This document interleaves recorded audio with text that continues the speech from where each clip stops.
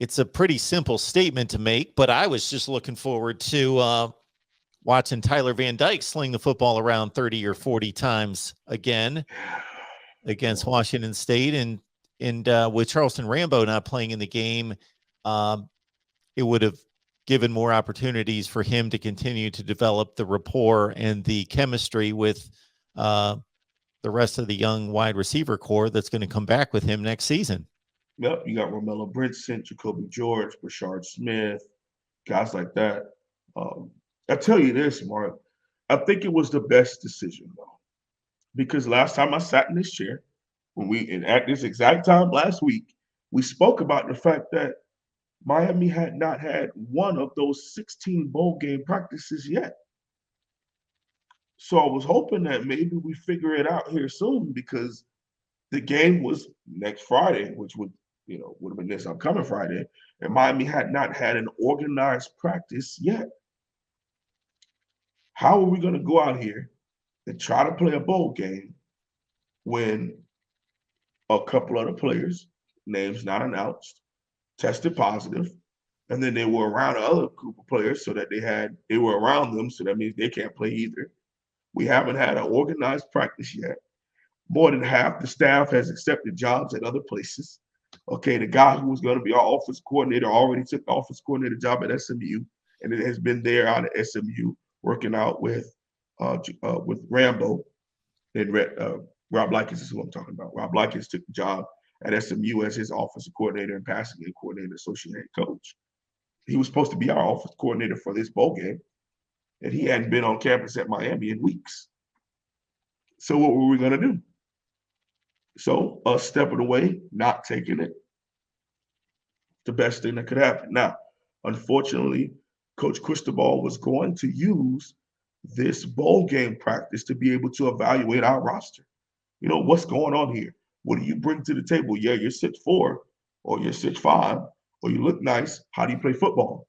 This is going to be an opportunity to see them move and how they quick twitch and open field tackle and catch the football and block and all that kind of stuff. Also help game prep. His team beat Washington State to help them, help Miami go out here and win this game. But we weren't able to do anything for the last 2 weeks due to our COVID protocols and lack thereof. And the fact that our players, whether they be vaxxed or not, it just didn't work out. And, a game was taken away from our young men because of what's happening. So it's a very sad situation, but for the future and moving forward, it is probably the best thing that could have happened because now we don't have to add another L to the column because we didn't just go out there and say we're the mighty Hurricanes that's going to go out there and kick your butt. And we haven't practiced. We're not organized. We don't know who's calling plays. We don't know who's going to be the offensive coordinator. A couple of majority of the offensive staff is already gone and taking jobs. So again, it sounds like I'm making excuses, but these are all facts, guys. It made no sense for us to step into that bowl game against Washington State, a team that's well ready to go. None of their coaches are gone. Their seniors are ready to go and get our butts kicked just to get our butts kicked. It just would have made no sense. Would have made no sense whatsoever. They had to go through their own transition about halfway through the season when their head coach Right. was let go due to vaccination protocol, and that tore up their coaching staff, and they recovered rather well. But here they are 7-8 weeks later, having Right. solidified that situation and been comfortable with their staff. And obviously those guys picked up the pieces well and carried on a successful football season that went 7-5. On the other hand, you would have Mario and others that could contribute to a game plan since they saw this team firsthand and played them at Oregon this season. Absolutely. So, Mark, let me ask you this. This was brought up to my attention by Coach Cristobal. What do you think about this way of doing things? So, Coach Cristobal was going to evaluate, like I just said, the players, but he also was going to give them an opportunity to meet with him. And if he felt like they had no home here or they weren't going to be able to play or contribute, that it would be best for them to go ahead and hit the portal now so that they could find a place for spring ball, get in and get acclimated there. Now that has to be pushed back to us having spring with them. and then there's a chance that they could still be told to seek shelter elsewhere, and then have to go and try to fight for a spot somewhere as a senior or junior with only 2 years left over the summer. Do you think that's the right way to go about it? Well, I do think that Mario can't make a determination on these players if he's going to just base it on a clean slate and his own evaluation. He can always sit down with a game tape and watch everything that happened this past season. But for those guys that didn't see the field much, then Right. he's got nothing to go on. But if that particular player feels as though, based on the way they were coached and played under the prior regime, that and then looking around that particular positional unit and thinking I don't really stack up too well based on my own observation, based on my own evaluation, and being honest with myself, I don't think I really stack up against the rest of the group of whatever Linebackers, position unit guards, is, whatever. linebackers. I Yeah. just don't think I'm there, and maybe transferring to a group of five or somewhere else is going to serve me well because I want to play football. But other than that, for those players that think that they can compete at that level and maybe just didn't think that they fit well um, under the previous coaching staff or weren't given the fair shake and want to see that, then we saw a huge influx of players into the transfer portal right at the end of spring practice last year, which makes total sense Yeah. because players got to see, okay, I can see the writing on the wall. I didn't have a good spring practice, or I met with my position coach afterwards and he was honest with me and said, hey, you're the fifth corner or whatever. And so I'm making a decision. So based on the amount of traffic we've seen in the transfer portal since then, I would think at the conclusion of this spring practice this year, it's going to be even more Yeah. busy. Well, I think the reason why I asked that question, because to me it's the right move, because you're Oh, gonna have to absolutely. revamp. You're gonna have to revamp this roster. It Yeah. is what it is, and the best way to revamp this roster is a mixture of the portal and recruiting. Okay, a nice blueprint. I'm not saying we have to exactly do this because to take 40 brand new players is a bit much. But Michigan State was able to go out there and have the season they did because he Yep. completely revamped that roster. I mean, it looked nothing like the roster that was there 2 months previous to that.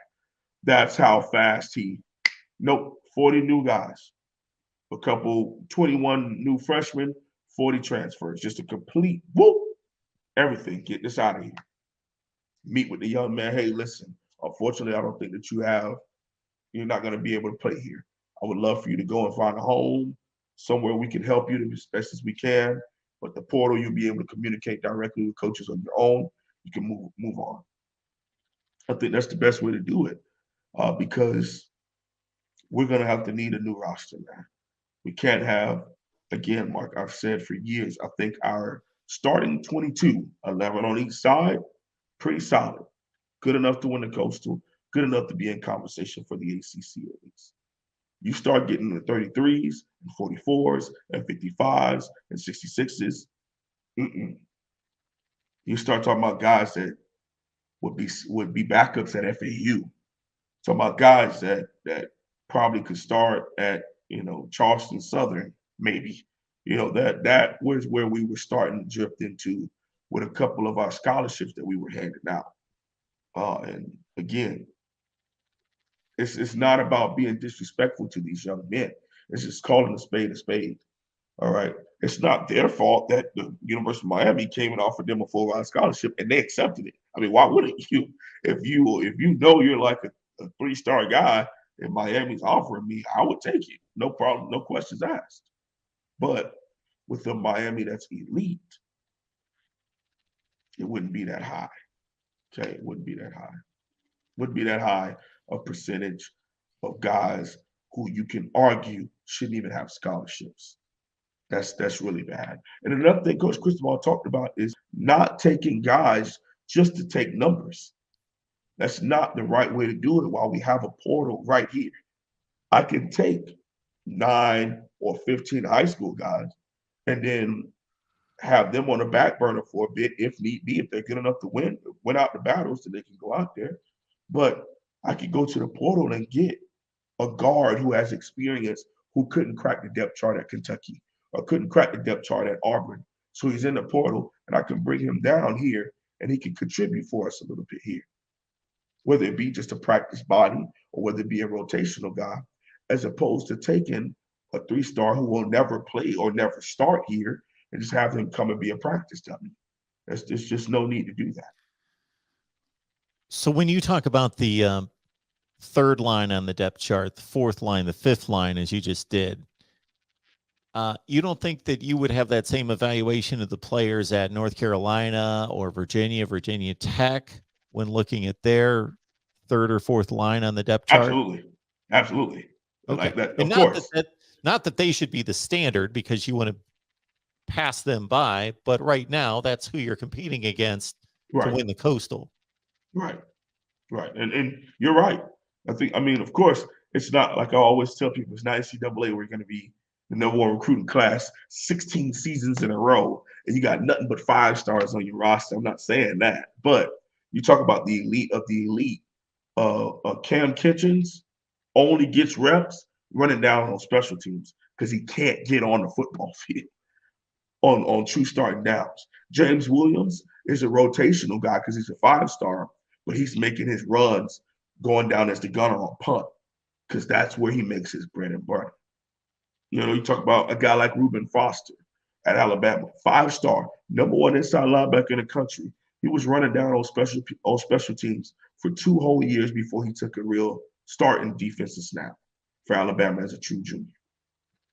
Okay, that's Alabama. But what's another school that people would get? Let's look at Florida this year with a guy who could have came here and been a starter, but went there was a rotational guy, Jason Marshall. Why? Because they have 5-star defensive backs or big-time defensive backs on their team. So he was a rotational guy and a special teams guy. So I'm not necessarily saying that we have to be perfect all the time and have this super stacked roster. What I'm illustrating to is your top at least 44. So 44 would be the 2 deep on each side. They need to be blue chip ratio recruits or higher. So 4 stars or higher, in my opinion, if you want to be in the dance or part of the 14 playoff or the 18 playoff or the 12 team, whatever we go on to be. Okay. You want to be in that kind of conversation? Yeah, you're too deep on both sides. Needs to be blue chip guys. Because if not, you're not going to be able to compete with the guys who do have those kind of things.